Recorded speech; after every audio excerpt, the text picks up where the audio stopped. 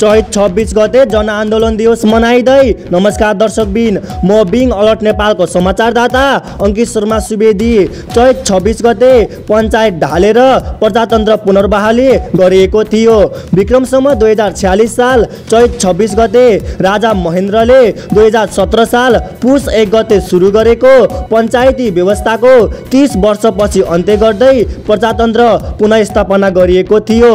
फागुन 7 गतेदेखि चैत 26 गते 50 दिनसम्म चलेको उक्त आन्दोलनको फलस्वरूप सोही दिन राजा वीरेन्द्रले देशवासीका नाममा सम्बोधन गर्दै चैत 26 गते बहुदलीय व्यवस्थाको पुनर्स्थापना गरेका थिए।